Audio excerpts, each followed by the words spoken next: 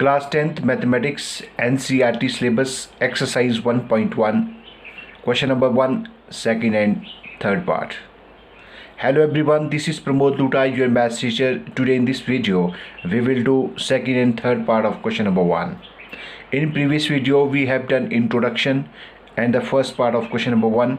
In this video, we will do second and third part of question number 1 from exercise 1.1. तो चलिए start करते हैं questions को without wasting time.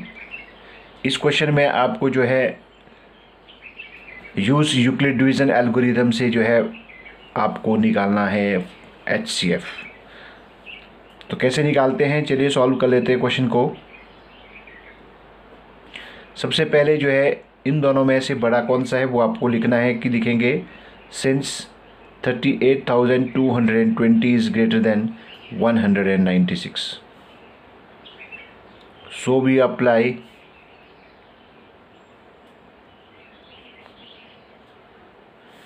the division lemma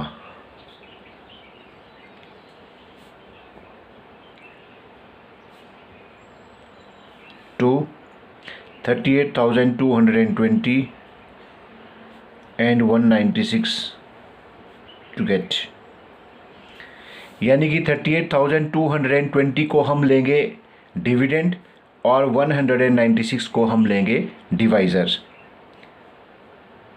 38,220 is equals to 196 multiply by, अब यहाँ पे हम इसको डिवाइड कर लेते हैं। 38,220 को डिवाइड करेंगे 196 से, तो यानी कि ये डिविडेंड है, तो dividend is equal to divisor into quotient plus remainder करना है। तो ये 1 से जाएगा, यहाँ पे आएगा आपके पास 196, तो माइनस कीजिए 6 8 1 0, अब जाएगा आपके पास ये 9 से, 9 6 54 5 170 19 9 171 170 176 8 9 0, अब ये जाएगा 5 से, यानी कि ये नंबर जो है पूरा जो है एग्जैक्टली डिविजिबल बाय 196। तो हम यहाँ पे लिखेंगे dividend is equal to divisor into quotient, quotient आपके पास आ गया 195 प्लस रिमाइंडर, रिमाइंडर आपके पास कितना हो गया है 0। तो यानी कि आपके पास ये क्वेश्चन जो है पहले स्टेप में जो है ख़त्म हो गया है, क्योंकि इसका रिमाइंडर है वो 0 आ गया है। तो इस तरह के क्वेश्चंस अगर आपके पास जो है आते हैं, तो अगर याद है आपके पास रिमाइंडर 0 आ जाता है तो आपका जो प्रोसीजर है वो वहीं पे ही स्टॉप हो जाता है। तो हम लिखेंगे यहाँ पे सिंस द रिमाइंडर इज 0,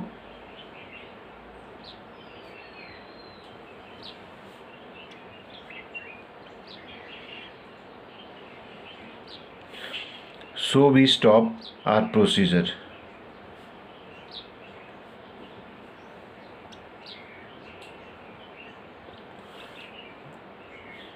तो therefore HCF of 196 and 38,220 is equal to आपके पास क्या आएगा 196, क्योंकि प्रीवियस वीडियो में मैं आपको बता चुका हूँ कि HCF जो फुल फॉर्म है वो हाईएस्ट कॉमन फैक्टर होती है, और इसका जो दूसरा नाम है वो है GCD, यानी कि ग्रेटेस्ट कॉमन डिवाइज़र। तो ये जो है डिवाइज़र है, ये सबसे बड़ा डिवाइज़र है, ग्रेटेस्ट कॉमन डिवाइज़र है, जिसने इसको जो है 38,220 का जो है एग्जैक्टली डिवीज़न हो गया है जिससे।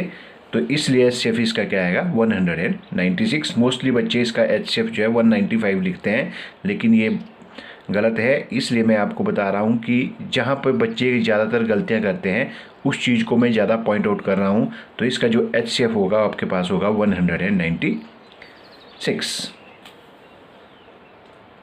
चलिए इसका नेक्स्ट पार्ट कर लेते हैं। थर्ड क्वेश्चन है आपके पास 867 एंड 255।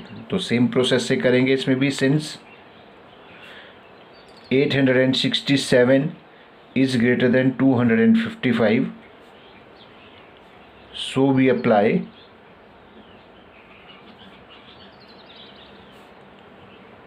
the division lemma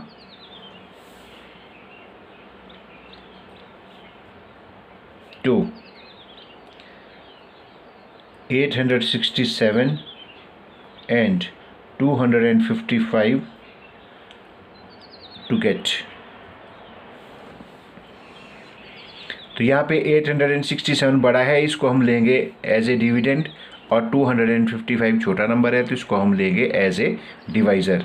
तो यहाँ पे आ जाएगा 867 is equal to 255 multiply by, तो यहाँ भी हम इसको डिवाइड कर लेते हैं। 867 को डिवाइड करेंगे 255 से, तो आपके पास ये 3 से जाएगा, 5 से 15 75 76 102। तो ये आपके पास रिमाइंडर बच गया है 102। तो हम यहाँ पे लिखेंगे dividend is equal to divisor into quotient. Quotient आपके पास आ गया है 3 प्लस रिमाइंडर, रिमाइंडर बच गया 102। तो ये अभी 0 नहीं बना है, तो हम यहाँ पे लिखेंगे since the remainder 102 is not equal to 0। अब ये 0 नहीं बना है, so we apply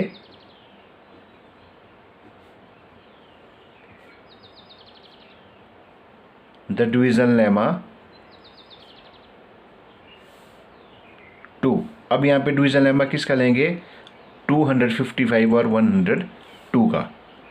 255 and 102 to get. अब यहाँ पे देखिए जैसे ही डिवाइड हमने किया, यहाँ पे रिमाइंडर आपके पास आता है 102।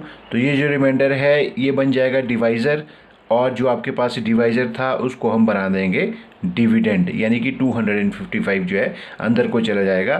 तो इस तरह की जो डिवीज़न मेथड से जो HCF है ये हम लोअर क्लासेस में भी कर चुके हैं।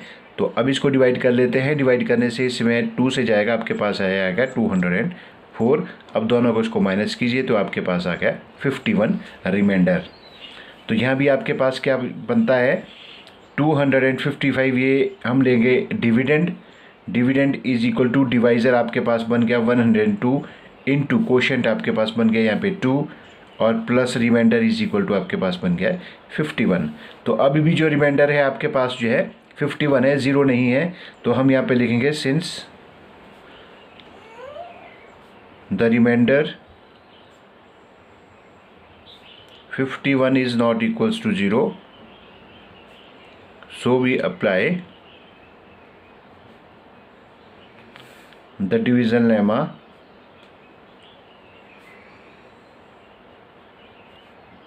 2। अब यहाँ पे 102 और 51 का चलेगा, 102 and 51 to get 102 is equal to 51 multiply by. अब यहाँ पे जो है क्या करेंगे हम, जो रिमाइंडर है 51 इसको हम लेंगे डिवाइज़र, और जो ये डिवाइज़र था पहले 102 इसको हम अंदर लेंगे एज ए डिविडेंड। तो ये आपके पास 2 से डिवाइड हो जाएगा 102, और ये रिमाइंडर अब जो है 0 आ गया है। तो हम लिखेंगे 102 is equal to 51 multiply by 2 plus 0। तो यहाँ आपके पास रिमाइंडर कितना बन गया है? 0 बन गया है। तो लिख लेंगे यहाँ पे नेक्स्ट स्टेप में आएगा since the remainder has become 0,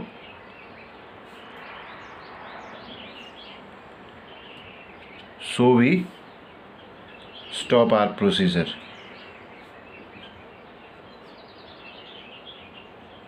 तो हमारा जो प्रोसीजर है यहीं पे स्टॉप हो जाएगा।